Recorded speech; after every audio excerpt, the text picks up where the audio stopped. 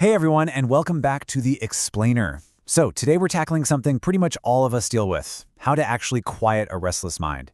We're going to break down this incredible story about a really unconventional psychological challenge, and as you'll see, it totally changes how we think about anchoring ourselves in the present.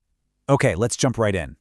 First up, is your mind a storm? Because honestly, in our hyper-connected world, it's so incredibly easy to feel like your thoughts are just spiraling completely out of control, right?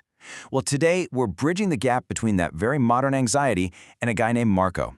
Marco is 24, living in this gorgeous, quiet mountain village, but his internal world, it was an absolute storm. Okay, so let's dive into this first part, a mind like a storm, and see exactly what Marco was dealing with. See, Marco's mind was constantly being yanked in two completely different directions.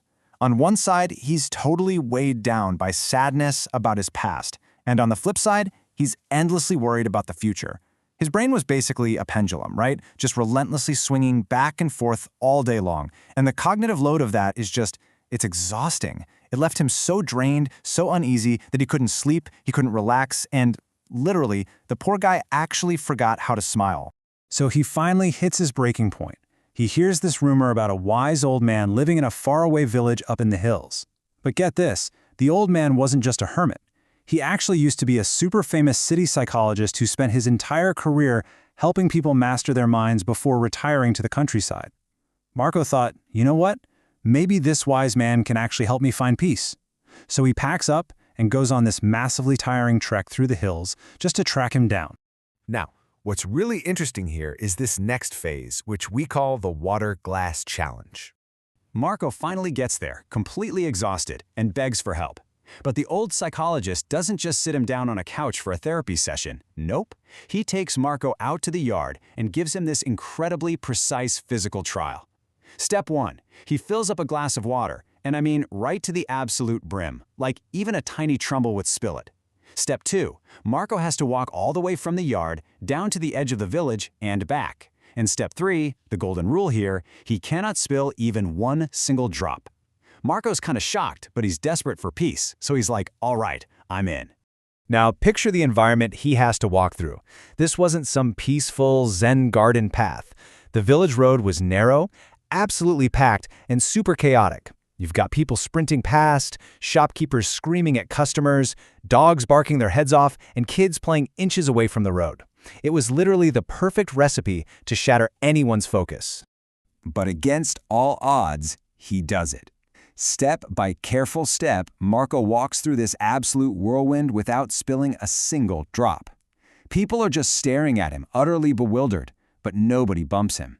He pulled off this crazy feat by doing one thing, locking his eyes entirely on the water. No looking at the loud shopkeepers, no glancing at the running kids.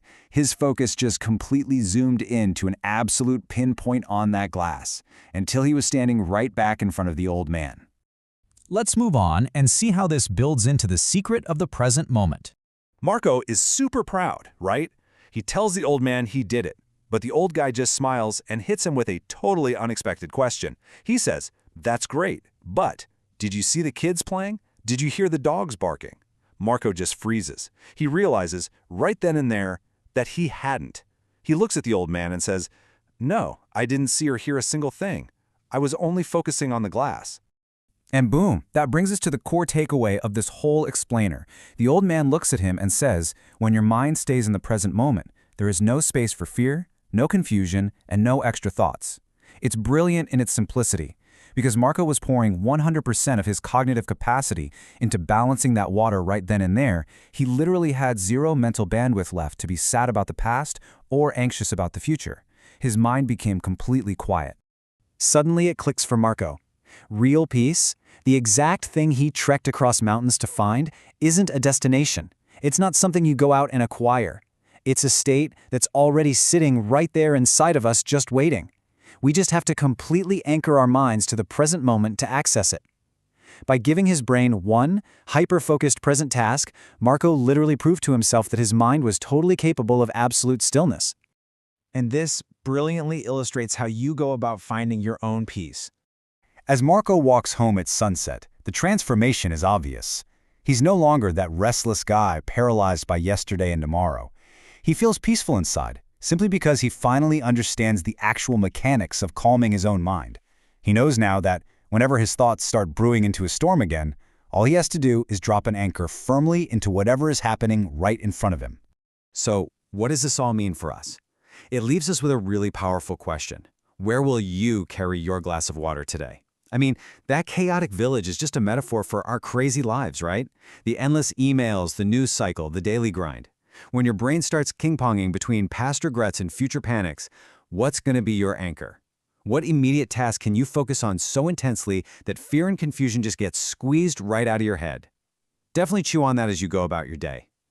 Thanks so much for joining me for this explainer. I really hope this gives you a cool new tool to find some stillness.